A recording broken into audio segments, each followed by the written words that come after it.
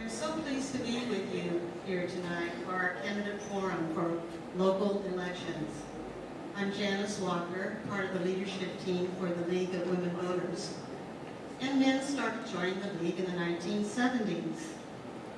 A lot of work goes into providing forums, and the League appreciates collaborating with the Chamber of Commerce, Megan Barfield, Ashley, helpful in marketing and nameplates and such, Eagle Media with Dakota Tucker, live streaming this event right now. And the great radio ads that came on, thank you Shannon Towns. Some of you may remember we started in the basement of the library. Our first moderator there was Mark Minjenbach. Then the library was not open in the evenings and we moved on to the Great Bend Senior Center. The board there and Brenda Levin welcomed us. Now we find ourselves at the wonderful Event Center. At the urging of members of the County Commission, the candidates have worked hard to prepare. For this event, they posted answers online on Vote 411. Some have brought copies of those answers for folks who are not comfortable getting online. Tonight they have prepared different questions for tonight, different answers for the questions. And some of those questions were posted on the online Google questionnaire. That was new for us. We thought it was important to hear the public's concerns. So I appreciate being here with you all tonight, and let's welcome all of our local candidates.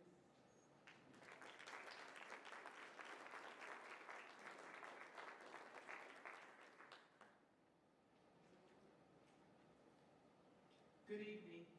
I'm Jan Stice with the League, and I'd like to welcome Patrick Hoffman, who will be acting as tonight's moderator. Patrick Hoffman has been the Barton County Counselor since 2019. He is a Central Kansas attorney completely focused on working for municipal clients. In addition to Barton County, he represents Reno County, the City of Lyons, the City of Ellsworth, and several other entities. As a lifelong Kansan, he enjoys working with local governments as a way to directly improve people's lives. Patrick.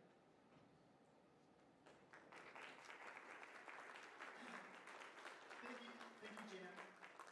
Thank you also to the League of Women Voters, the Great Bend Chamber of Commerce, and Eagle Media, and the Barton County Commissioners for all their time and effort put together this event. Candidate forums do not simply happen. They require a tremendous amount of time, energy, and effort to be organized. But most importantly, what a candidate forum needs are local government candidates. Tonight, we will be hearing from many different candidates for office, and it is an unfortunate fact that not all of them will be successful in their race. However, it is also a fact that every single candidate tonight has spent an incredible amount of time, energy, and effort attempting to make their community better by offering themselves up for local government service. It is important and a crucial part of democracy that we have local candidates, and I would like to just take a moment for us all to appreciate their effort tonight and thank them for taking part.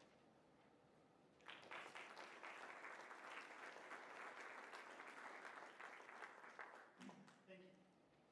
Now, as the introduction said, I'm the Barton County Counselor, which is one of the reasons I'm up here tonight. I have never moderated a local candidate forum tonight, so this will be a new experience for me, and in many ways I'll be as nervous as anyone else here going to do it. Because I worked for Barton County, I worked very closely with Bev Schmeidler, who is our county elections officer. Now, if you know Bev, you will not be surprised to know that she asked me if she could make a very long, impassioned speech about the importance of voting. However, I told her that due to our time constraints, she will not be able to have the microphone, because I would never get it back from her.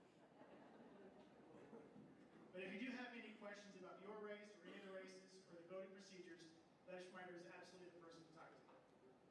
I was also instructed that the key, one of the things I should focus on would be to make a very good political joke at the beginning to break the tension. had two immediate thoughts as I contemplated that. One was, if they wanted a moderator who was good at making jokes, they should have asked a clown instead of an attorney. And the second thought I had was, perhaps that's what they thought they were doing. So bear with me, and I will try and move this along and give every candidate a chance to speak. Now, a word about our procedure tonight. There will be 3 rounds for each group of candidates. The first round, they will be given a minute to introduce themselves and speak about whatever issues are important to them. The second round, they will be asked to draw a question from a basket. These are from a list of pre-selected questions that they have seen in advance and had a chance to think about. I will then read the questions so the audience knows what questions are being asked, and then they will answer. That will be round 2. Round 3, they'll be given the chance to select whichever question they feel like answering and speak about that for 2 minutes. I have used an internet-based number-generating application to select a random order for the candidates, which they do not know, so they will have to have a mic put in their hands very quickly after finding out it's their turn. And also, the Chamber of Commerce has a time notation in front of us. When they get to the 15-second mark, they will see a sign that says they have 15 seconds to wrap it up. Then when they're out of time, they'll have a stop sign. In the event a candidate goes past the stop sign, I will professionally and respectfully come to them and remove the microphone from them. But in all seriousness, if they do not have enough time to answer a question, during our intermissions, candidates will have these tables, and they can speak at length. If there's more they have to say about something, we can seek them out and we can discuss that then.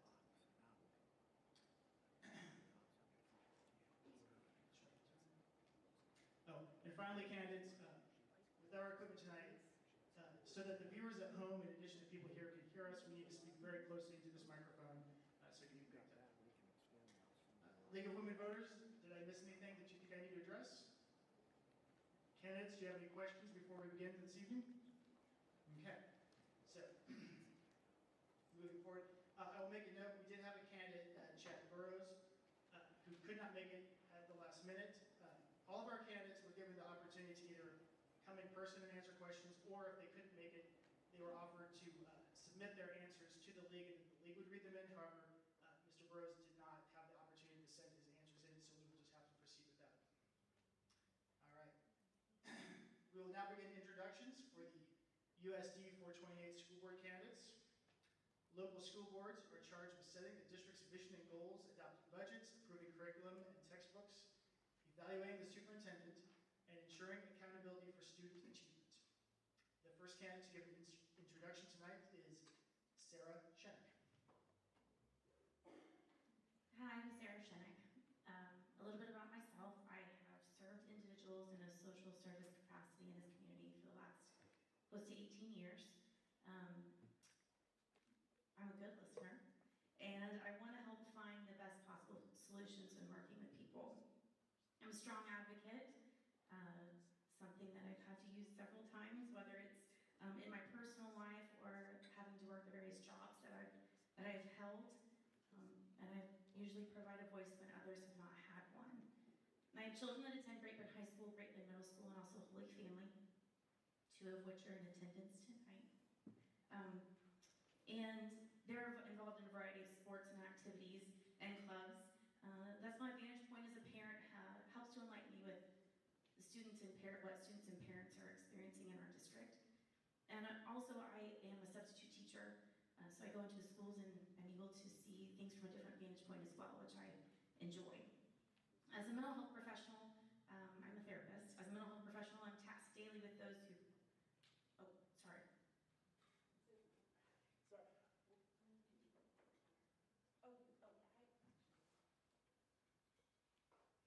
And I should have mentioned, if you're in mid-sentence when your time runs out, we'll let you finish the thought. I'm sorry about this. Whichever you prefer. Sorry about that. Yeah, absolutely. And thank you for being the first one out of the chute, so I appreciate it. Sure. As a mental health professional, I'm tasked daily with those who share their lives with me and hold space to provide just authenticity and genuineness and a sensitive and important information. Thank you. And we're sorry about getting the logistics correct on that. Trying to make a good product for the people who can't be here to watch at home. The next candidate we're here from is Barbara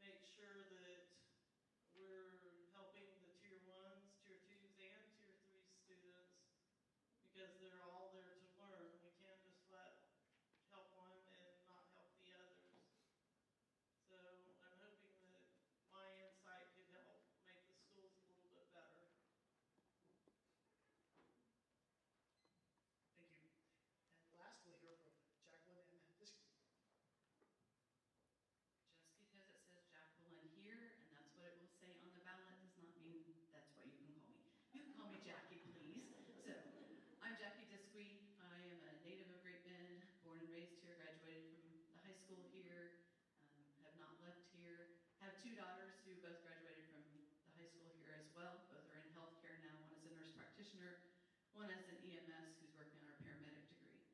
My husband and I have lived here, built our house here however many years ago, and I don't think we'll leave anytime soon.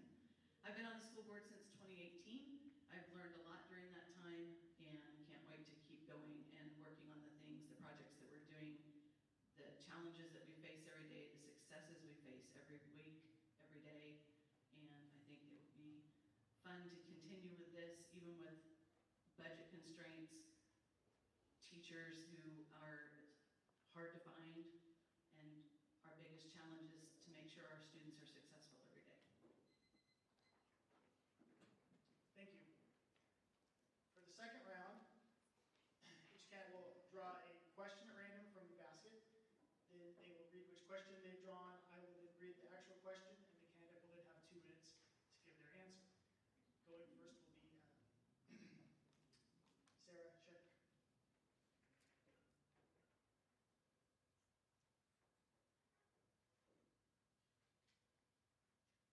What was your number? It was question number 1. Question number 1. Thank you. What type of curriculum do you support using to guide our children?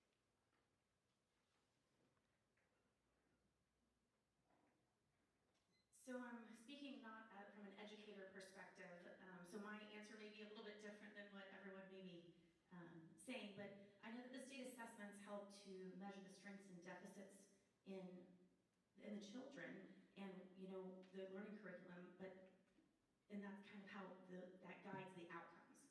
So the importance of using, whether it's an individualized plan of study or the Kansas Scholars Curriculum for the students, is really important so that they can help create plans that are tailored towards them for the kids, whether they're going to post-secondary education or going into the workforce. I think, you know, with each school district in Kansas being responsible for developing their own curriculum, I think it's important that we rely on our current staff, their experience and knowledge, and that we use evidence-based curriculum. Thank you. The next candidate we will hear from is Barbara Gorin.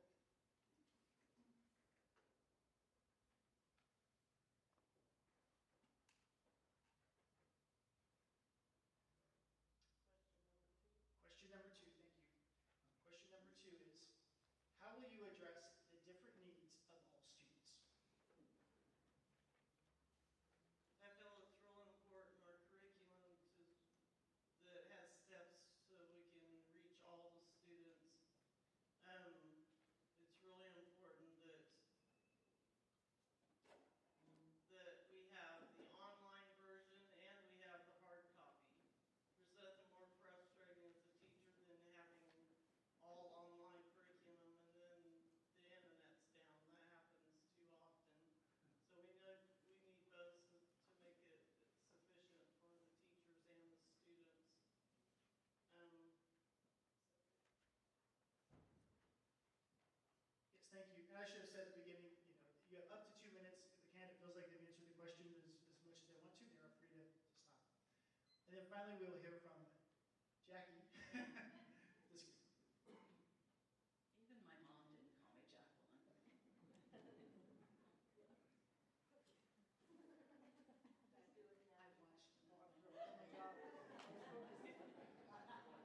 You're focused on the right thing. Number 4. Yeah, it is my first time. Thank you. And I did warn you about the attorney versus con, make your emphasis. All right. Question number 4 is, what role should the community play in supporting the education of children? There are so many ways you could go with this, but the biggest thing is we have to have the support of the community. Whether that's something as simple as service organizations helping pay for kids' lunches who may have a deficit at the schools, to major contributors who are helping sponsor gymnasium renovations or new seats in the auditorium or new band uniforms. We have to have that community support. And that means not only the individuals, but the bigger community people who own businesses, who have lots of employees that we can depend on, Those community members are part of our taxpayers, and we need to make sure that along with that, they are helping us make our kids as successful as we can, as well as support our teachers and our other staff. Thank you. And now for the third round, which will be the last round, candidates have the option to select whichever of the 4 questions they would like to answer. While I have the microphone, I will ask the actual question. If the candidate just gives me the number, I will then read it. Going first, I will ask Barbara S. Thorne which question she would like. I have Question question 4. 4, thank you. Question 4 is, what role should the community play in supporting the education of children? We are really fortunate in Great Bend because we have a lot of people who are involved with our schools. We have DARE, we had an egg drop at Eisenhower when I worked there, and the firemen came and they helped us with our egg drop. The students just love that. But it's important that the students also see that the community's behind them, because that makes them feel like they're special and they're worth it. Some of our students don't go home to that. Well, no problem. But one time when I was teaching 5th grade, we had a couple guys from the Dream Center come and talk to our students. The students were amazed at one of the men, he was nicely dressed, shaven and everything.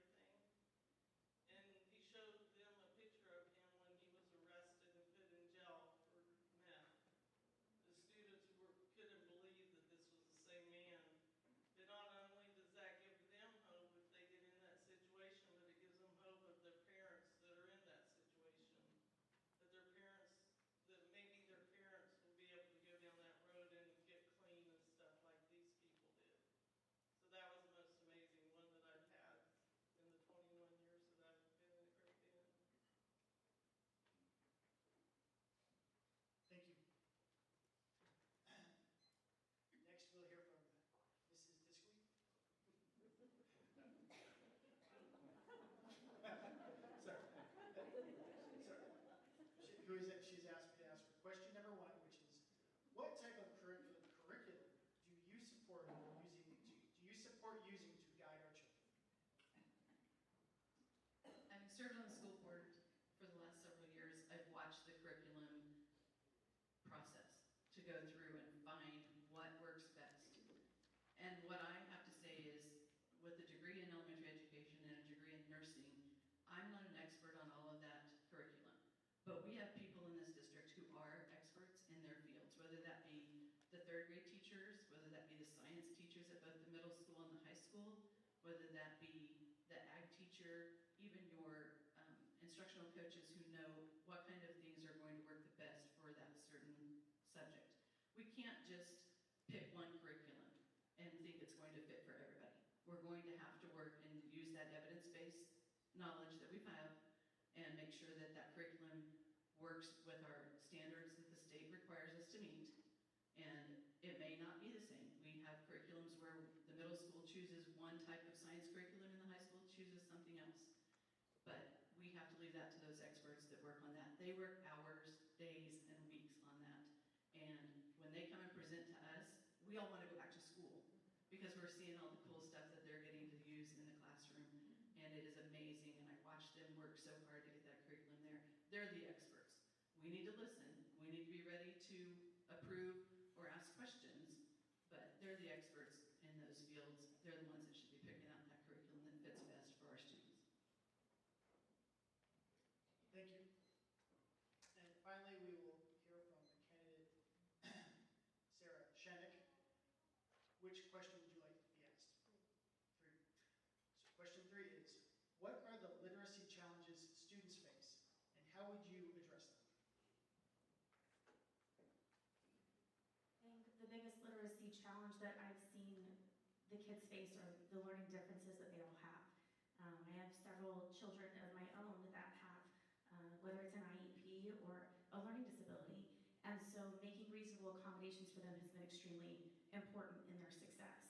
So having staff that's adequately trained and that can recognize and identify and address those needs is extremely important. The other piece of that is the social emotional support that's needed. Many times children who do have learning disabilities and learning differences, they live life with a label. And so that can be beneficial at times, and other times those kids are labeled by their peers and teachers. And so those challenges create a stigma for them. Many times there's studies that have shown that there is emotional intelligence that can be imparted, and sometimes that's a greater predictor than IQ at their success at an adult level. So imparting some more social and emotional learning would be really good so that they can work on their empathy, their self-regulation, and their social awareness, because that's critical and crucial when they go into work settings or personal relationships and addressing their own personal challenges. Thank you. This evening, we have allocated the same amount of time for each round. However, we have a different amount of candidates for each round. So that concludes the school district portion of this event. We will now take a short break until 6:30. But before we do that, please join with me